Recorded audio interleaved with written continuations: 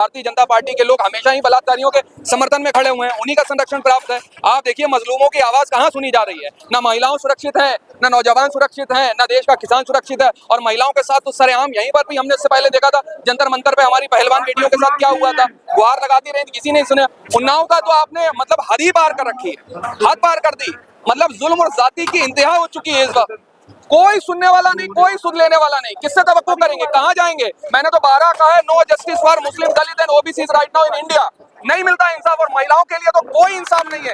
बैठे रहेंगे, लोग तकलीफ में हैं, उनके साथ जुल्म और ज्यादती हो रही है, लेकिन संरक्षण प्राप्त है किसका? भारतीय जनता पार्टी के लोगों को। जब ऐसे चुने हुए मुख्यमंत्री जिनके ऊपर खुद आपराधिक मुकदमे अगर हो और वही अपने आपराधिक मुकदमे वापस ले लें, तो आप इंसाफ की तवक्कुल क्या करेंगे लोगों से?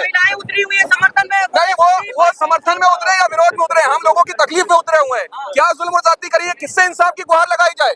जबकि खुद आपको याद होगा, खुद इस देश के न्यायाधीश सुप्रीम कोर्ट के 4 सिटिंग जज बाहर आकर के निकल के कहते हैं कि इस देश के अंदर इंसाफ नहीं हो रहा है। वो भी तो महिला है। कौन महिला है? अरे आते हैं उनके समर्थन में बहुत सारे, वो भाजपा सेंट्रिक लोग हैं, वो चाहते हैं इसी तरीके के लोग आए और बलात्कारियों के समर्थन में खड़े हो जाए आकर के। ये पहली बात नहीं है। मैं इसलिए कह रहा हूँ कि तमाम हमारे सामने नजीरें हैं, कितने पूर्व रिटायर्ड जज, कितने सुप्रीम कोर्ट के बड़े बड़े रिटायर्ड जज आकर के बात कर चुके हैं, टिप्पणी कर चुके हैं। आपको याद होगा, यही सुप्रीम कोर्ट के 4 सिटिंग जज बाहर आकर के निकल के कहते हैं कि सब कुछ ठीक नहीं चल रहा है। किससे इंसाफ की उम्मीद रखे हैं? सारे तंत्रों के ऊपर तांत्रिक विद्या से कब्जा कर रखा है भारतीय जनता पार्टी ने। अब तो कुछ भी हो रहा है, रेप हो रहा है, जुल्म हो रहा है, जाति हो रही, कोई सुध लेने वाला नहीं। ये जो नजीरें पेश करे जा रही हैं, ये भारत की छवि खराब करने वाली है। इनको देश हित से कोई लेना देना नहीं है। ये अगर आप देखेंगे भारतीय जनता पार्टी की, अगर आप लिस्ट उठा करके देखेंगे, विधायकों की लिस्ट उठा के देखेंगे, सांसदों की लिस्ट उठा करके देखेंगे, तो सबसे ज्यादा आपराधिक मामले अगर किसी पे दर्ज होंगे तो भारतीय जनता पार्टी के नेताओं के ऊपर होंगे। अभी उत्तराखंड के अंदर भी साफ आ रहा नाम, किसका नाम आ रहा है? देखिए, योगी जी का बुलडोजर हो गया। योगी जी की नीतियां हो गई, वो कमजोरों के लिए है, अल्पसंख्यकों के लिए है, दलितों के लिए है, ओबीसी समाज के लिए है। लेकिन कुलदीप सिंह सेंगर के घर पे कहाँ चला गया बुलडोजर? योगी जी कहाँ है? उसमें क्या डीजल खत्म हो गया है कि क्या हो गया है? उस बुलडोजर को क्यों नहीं जा रहा कुलदीप सिंह सेंगर के घर पे? और क्या हो रहा है? सलमान को इरादा तो क्या होता? अब तक उसका घर टूट चुका होता, न्याय व्यवस्था की धज्जियां उड़ चुकी होती है। बाबा जी का बुलडोजर जो है वो सिलेक्टिव है।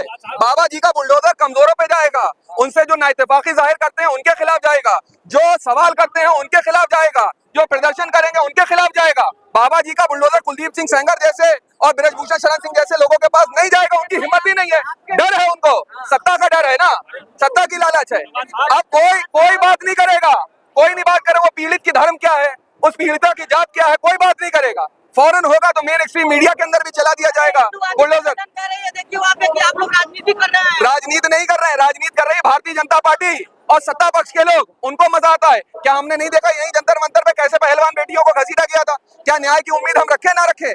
और ये जुल्म और जाति की पहली नजीर नहीं है। भारतीय जनता पार्टी का अगर इतिहास उठाकर देखेंगे, उनकी किताबें पढ़ लेंगे अगर जाकर के, तो ऐसी तमाम नजीरें भरी पड़ी हुई, कोई ये पहली नजीर नहीं है। हम इंसाफ की गुहार करते हैं कि इंसाफ होना चाहिए, न्याय होना चाहिए और स्वागत होना चाहिए इस फैसले को। अरे हम बता रहे हैं, बाबा जी एक विशेष जाति के हैं और अपनी ही जाति के लोगों के लिए काम करते हैं। उनका कोई लेना देना नहीं है, वो विशेष जातवादी हैं और घोर जातिवादी हैं। लेकिन जहां तक अल्पसंख्यकों की बात आएगी, दलितों की बात आएगी, ओबीसी समाज की बात आएगी, महिला विरोधी बात आएगी, तो वो न्याय संगत बात नहीं करेंगे। हमने नहीं देखा ये कितनी नजीरें पेश। प्रधानमंत्री तो सबके हैं, सबकी बात करते हैं वो। नहीं, देश के प्रधानमंत्री कहाँ है सबके? वो तो कहते हैं मैं ओबीसी समाज से आता हूँ, इसीलिए लोग गाली देते हैं, मुझको गाली देते हैं आकर के। वो तो ओबीसी समाज की बात करते हैं आकर के।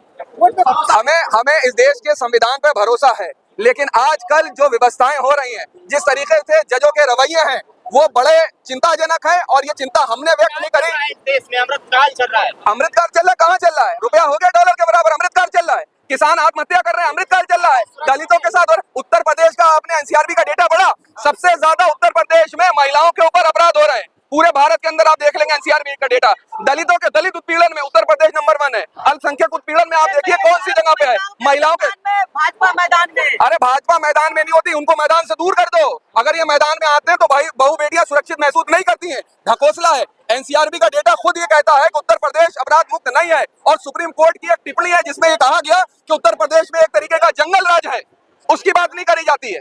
क्यों? क्योंकि यहाँ के मुख्यमंत्री, उत्तर प्रदेश के मुख्यमंत्री घोर जातिवादी हैं। अपनी ही जात के प्रति उनको हमदर्दी होती है। लेकिन अगर कोई पूर्व का चुना हुआ मुख्यमंत्री होता है तो मुख्यमंत्री आवाज भी गंगा जल से धुलवाया जाता है। ये है उनकी बात। योगी आदित्यनाथ तो दावा कर रहे हैं कि अपराधी थर थर कांप रहा है। कहाँ कांप रहा है?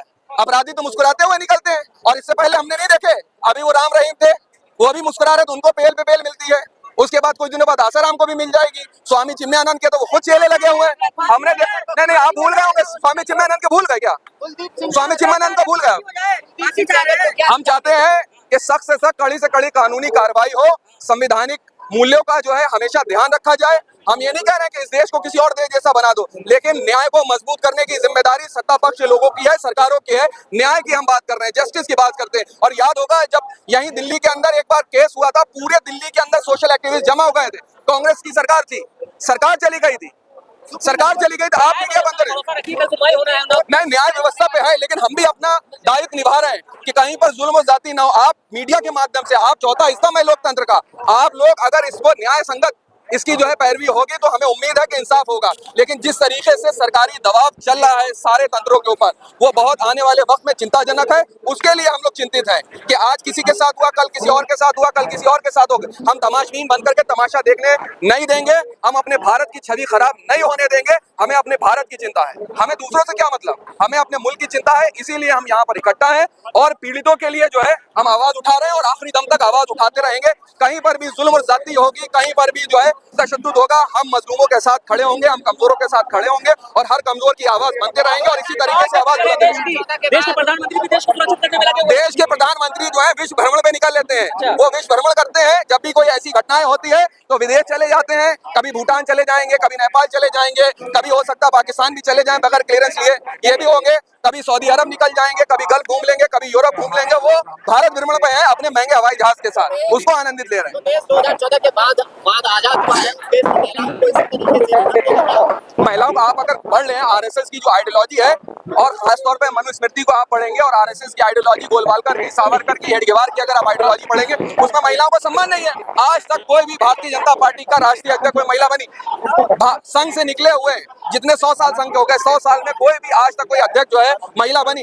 दलितों का तो स्थान ही नहीं है। आप बताइए क्या तवक्को करेंगे जो महिलाओं के लिए अपशब्द बोले? ऐसे ऐसे लोगों को आदरणीय प्रधानमंत्री जी, आदरणीय मुख्यमंत्री फॉलो करते हैं। सुनिए सुनिए सुनिए, मुझे अफसोस है, मुझे तकलीफ है, मुझे दर्द इस बात का है कि मेरे देश के प्रधानमंत्री उन लोगों को फॉलो करते हैं एक्स के ऊपर, फेसबुक पर, सोशल मीडिया अकाउंट पर, जो महिलाओं को गंदी गंदी अभद्र भाषा का प्रयोग करते हैं। ये शर्म की बात है और न्याय की उम्मीद हम लोग कर रहे हैं कि न्याय होना चाहिए। और अगर न्याय नहीं होता है तो इसी तरीके के आपको प्रोटेस्ट दिखाई पड़ते रहेंगे। लेकिन वही प्रधानमंत्री है जो महिला सम्मान की बात करते हैं, बेटी बचाओ बेटी पढ़ाओ का नारा भी दिया। तो हो गया, बिल्किस बानो के साथ इंसाफ हो गया था, जकिया जाफरी के साथ इंसाफ हो गया, घर घर भटकती रही आकर के इंसाफ हो गया। हम 2002 का दर्द और तकलीफ भूले नहीं है कि महिलाओं के साथ क्या हुआ। बिल्किस बानो तो याद होंगी, नहीं याद होंगी? पड़ोस में कभी मिल लेते जाके आदरणीय प्रधानमंत्री जी, ये और भाजपा के लोग मिल लेते। जब इस देश में बलात्कारियों को फूल मालाएं पहना करके स्वागत होगा, उनको संसारी बताया जाएगा, तो आप न्याय की उम्मीद रख पाएंगे? अरे सैयद साहब, हिंदुवादी संगठन कह रही है चुनाव की बेटी जो चुनाव लड़ाना चाह रहे हैं आप लोग, राजनीति का अखाड़ा बना दिया आप लोग। नहीं, देखिए ये उनकी एक तरीके की चाल है। वो चाहते हैं कि ड्रिल कर दिया जाए मुद्दों को। अगर यही बात होती तो वो खुद कुलदीप सिंह सेंगर जो है वो खुद विधायक हैं, उनको तो इस चीज की समझ होना चाहिए, चुने हुए विधायक हैं।